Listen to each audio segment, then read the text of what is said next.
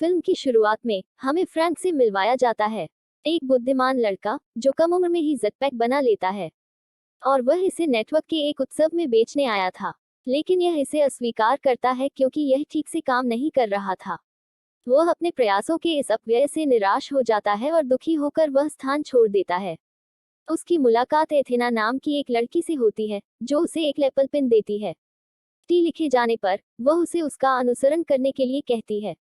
वह ऐसा करता है और पानी की सवारी करता है जो एक टनल की तरफ पहुंचता है, जहां उसका बैच स्कैन करके उसे लिफ्ट की तरफ भेजता है।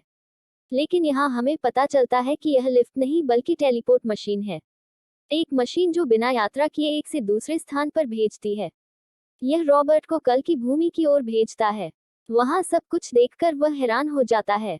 वहां सब कुछ हाईटेक था और यह एक और शब्द लगता है, मैं वहां सब कुछ देख रहा था। उसी पल एक रिपोर्ट उसका खजाना ले लेती है। फ्रैंक उन्हें देखकर घबरा जाता है। दौड़ते हुए वह एक पुल की तरफ गिर गया, लेकिन फ्रैंक का जैकपॉट उसे नीचे गिरने से बचाता है। इधर फ्रैंक को पता चलता है कि उसका जैकपॉट अब पूरी तरह से ठीक हो चुका था और काम भी कर रहा था। इस बीच उसी भूमि में एथेना उसे इस भूमि के बारे में बताती है। वह बताती है कि इस भूमि को कल की भूमि कहा जाता है। फ्रैंक इस भूमि में टीना के साथ रहने लगता है और वहां पर खूब आनंद ले रहा था। कल की भूमि में इतने सारे आविष्कारों के साथ। बाद में फिल्म में कई साल बीत जाते हैं। पृथ्वी पर हम केसी नाम की एक लड़की को देखते हैं जो नासा में एक इंजीनियर है। वह जानबूझकर नासा के कार्यक्रमों को नुकसान पहुंचाती है क्योंकि उन्हें मरम्मत के लिए उसके पिता की जरूरत है, वहां अपने पिता की नौकरी को बनाए रखने के लिए। अब इस बार किसी ने नोटिस किया कि उसे गिरफ्तार कर लिया गया है। अगले दृश्य में जब केसी ने वही लेबल पिन जारी किया तो उसके पास फ्रैंक के समान ही था। वही पिन एथेना ने फ्रैंक को दी थी। जब केसी उस अंचल पिन को छूता है तो वह तुरंत कल की भूमि की ओर पहुंच जाता है। वहां सब कुछ देखकर वह हैरान हो जाती है। वह कभी भी उन्नत तकनीक के रूप में नहीं देखती है। वहां सब कुछ अलग और एडवांस था। वो इसका खूब लुत्फ उठा रही थी।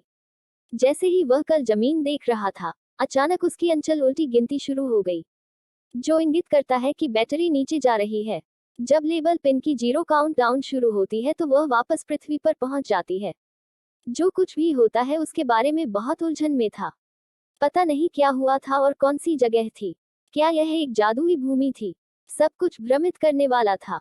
उस बिल्ली को ढूंढना, वंडरलैंड की ओर जाना और वापस घर की ओर आना। अपनी उलझन को सुलझाना चाहता है और अपने भाई के साथ बेंच पर खोज करता है। पहुंचने पर उन्हें एक दुकान का पता मिलता है। वह तुरंत वहां जाती है, उन्हें वह बैच दिखाती है जो उसे उसके सामान से मिला है। उस बैच को देखकर वे रखवाले हैरान हो जाते हैं। वे उससे उग्र रूप से जांच करते हैं, लेकिन वह उस बैच से अनजान थी क्योंकि उसे वह अपने सामान से मिला था। जब किसी जवाब देने में असमर्थ थी तो उन्होंने उसे बंदूक से गोली मारना शुरू कर दिया। वह भाग गई।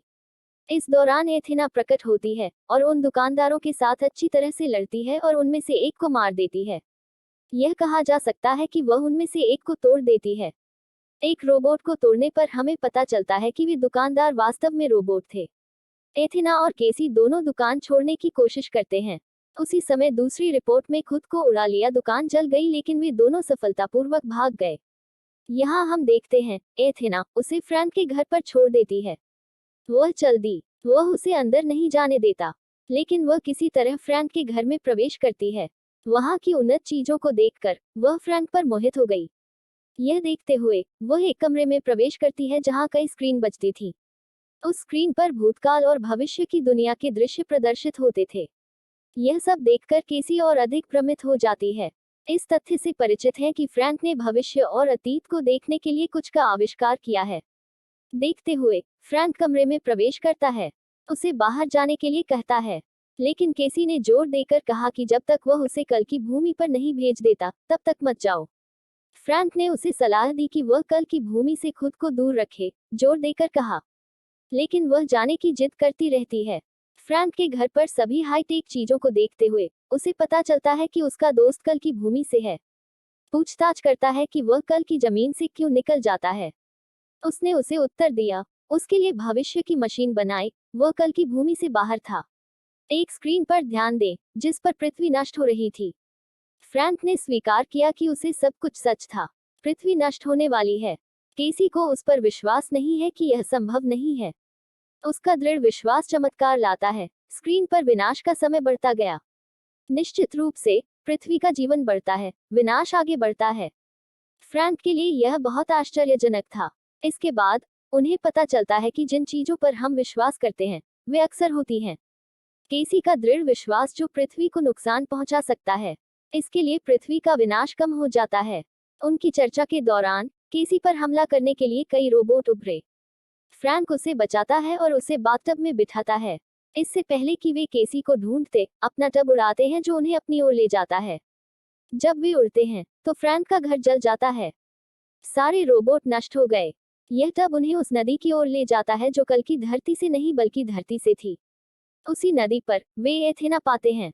यह देखते हुए फ्रैंक एथेना से नाराज था, क्योंकि उसने उससे अपनी पहचान छुपाई थी। बचपन में उसने उसे कभी नहीं बताया कि वह इंसान नहीं बल्कि रोबोट है। चूंकि वह पृथ्वी पर संकटग्रस्त था और उसे केसी के साथ कल की भूमि पर नहीं जाना है। एथेना से बात करते हैं, उनमें से टेलीपोर्टेशन डिवाइस पर एफिल टावर पहुंच जाते हैं। यहाँ फ्रैंक ने उसे कुछ साल पहले बताया, वैज्ञानिकों ने एक भविष्य की भूमि का आविष्कार किया। केसी के अनुसार वैज्ञानिकों का उद्देश्य कुछ आविष्कार करना था। उन्हें आविष्कार से रोकने वाला कोई नहीं था। इसके अलावा उन्होंने कहा, उन्होंने इसे कल की भूमि का नाम दिया। उनका कहना है कि यह टावर इस शहर की सुंदरता के लिए नहीं था, बल्कि कल की जमीन से आवृत्ति पकड़ने के लिए एक एंटीना पृथ्वी की ओर भूमि के संदेशों को प्रसारित करने में मदद करता है। साथ ही यह मीनार कल की भूमि के विपरीत दिशा में है। फ्रैंक केसी को आगे कहते हैं, एक रॉकेट है जो वैज्ञानिकों को उन्हें लेने में मदद करता है। उन्हें तमाशा नाम दिया गया है।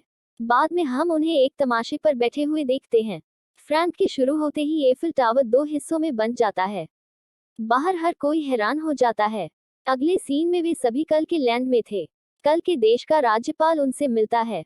फ्रैंक्स ने उसे सूचित किया कि उसकी भविष्यवादी मशीन में भविष्य को बदला जा सकता है, लेकिन राज्यपाल न तो मानते हैं और न ही आगे सुनना चाहते हैं। फ्रैंक उसे सुनने के लिए कठिन मनाता है। वह केसी को अपनी भविष्यवादी मशीन की ओर ले जाता है। केसी भी बुद्धिमान थी और उसे संभालने में कोई परेशानी महसूस नहीं होती। अभी केसी मशीन में अपना घर देखती है। उसका घर नष्ट हो रहा था, मशीन में दिखाया गया, लेकिन केसी को विश्वास नहीं होता। वह देखकर कहती है कि यह संभव नहीं है। देखते ही देखते उनका भविष्य हकीकत में बदल जाता है। उसका घर सामान्य हो जाता है क्योंकि पृथ्वी का विनाश समाप्त हो गया था। यह सब देखकर भी राज्यपाल विश्वास नहीं करते। वह फ्रैंक को बताता है कि पृथ्वी की जलवायु हानिकारक है, लेकिन पृथ्वी पर लोगों को पता नहीं है। बताता है कि पृथ्वी 2 महीने के भीतर खत्म हो जाएगी। इसके बाद राज्यपाल उन्हें जेल भेज देते हैं। जेल में एथेना इस स्थिति के अपने रहस्य को सुलझाती है। वह कहती है कि फ्रैंक की भविष्यवादी मशीन सच है, लेकिन भविष्य में ऐसा होता है जो हम मानते हैं। इसके अलावा वह घोषणा करती है कि उसकी मशीन के संदेश किसी तरह पृथ्वी पर संदेश भेजते हैं। अब पृथ्वी के लोग पृथ्वी के विनाश में विश्वास करने लगे हैं।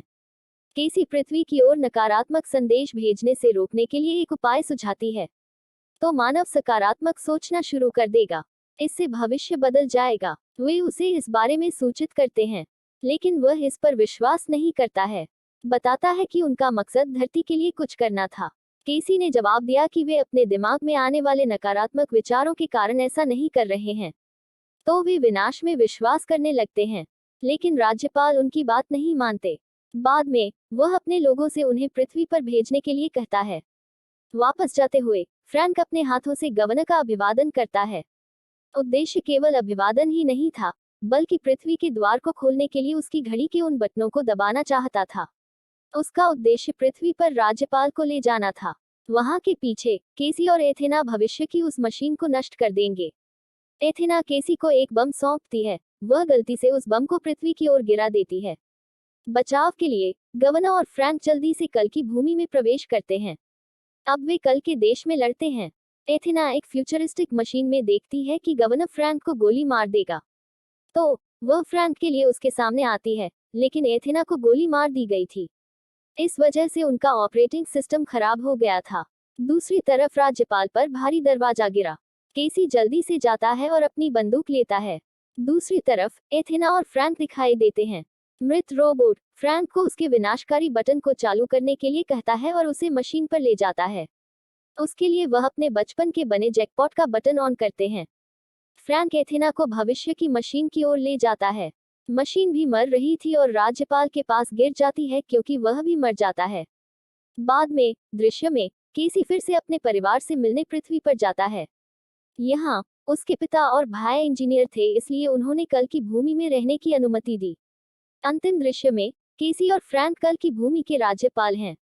वे पृथ्वी से प्रतिभाशाली लोगों को लाते हैं जो कुछ आविष्कार करना चाहते हैं। यहाँ देखते हुए विनाश का समय भी बीत चुका था और पृथ्वी का विनाश नहीं हुआ था। लोगों के इस विश्वास के कारण कि पृथ्वी नष्ट नहीं होगी और इसे देखकर फिल्म खत्म हो जाती है।